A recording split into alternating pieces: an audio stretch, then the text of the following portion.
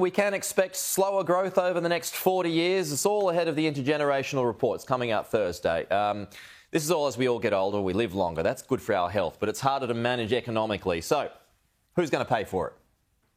Well, don't you feel that this is a bit of a Trojan horse, dripping out information from the intergenerational report over a number of days? And it's only telling us what we already knew, which is that aged care, NDIS and health are going to be growing pressures on the budget. But it does seem like it's also a bit of a, frog in the boiling water, just getting us ready for higher taxes. It does seem like this is an excuse for higher taxes. And quite frankly, there doesn't seem to be any solutions there for growing productivity. Okay. We knew that these were going to be increased problems because they were already in the budget just in May. And in fact, they were in the intergenerational report 2 years before. What we really want to know now is how the government is going to reform aged care and particularly the NDIS to make sure that the costs stay sustainable into the future. Peter Dutton has put the offer out there to work with the government to do exactly that. That's been denied. Okay, so you got any suggestions?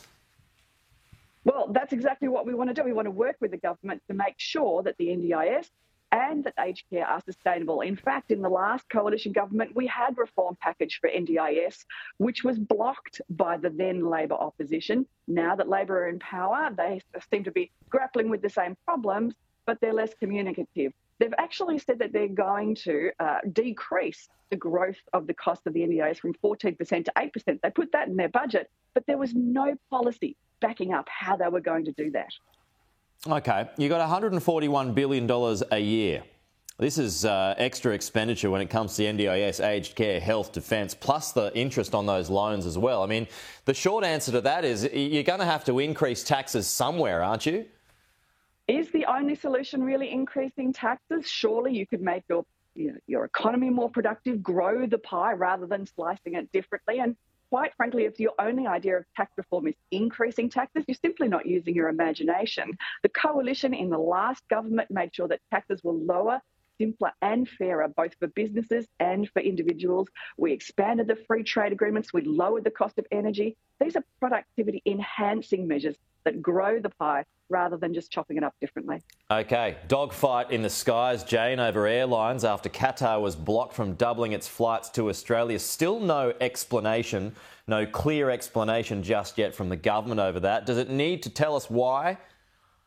Well, that's certainly what we heard yesterday in the Cost of Living Committee. We heard from one airline that by blocking Qatar's request for an additional 21 flights to Australia, you were in fact decreasing competition and pushing up airline prices for ordinary Australians. That doesn't sound like, productivity enhancing and anti-competitive behaviour to me. So I do think that the government has a lot to answer for on this issue. Qantas says that it's been denied access to routes. I mean, this is just part and parcel of things. Do you accept that? Well, there's no doubt that competition in the airline industry in Australia is very limited indeed, and increasing competition, is one of the ways that you can reduce prices. That's one of the things that we've been looking at as part of the Cost of Living Committee that I'm on, that I chair, and in fact one of the reasons why I'm here in beautiful Port Augusta today with my colleagues Senator Nampijinpa Price and Senator Karen Little as well, so that we can talk to community groups, talk to charities, talk to business associations and have a community forum as to how the cost of living is affecting them. We're also heading up to Alice Springs tomorrow to hear some ideas about how they would like to see the government help with their cost of living crisis that just doesn't seem to be going away. As long as inflation remains high, almost double the 2 to 3% band that the RBA are looking at, well, I'm afraid the cost of living crisis is only going to get worse. And unless the government has a plan to tackle inflation, a specific plan to tackle inflation, they're just making the problem worse. OK. Speaking of colleagues, are you about to knock James Paterson off his perch over Victoria's top Senate spot the next election?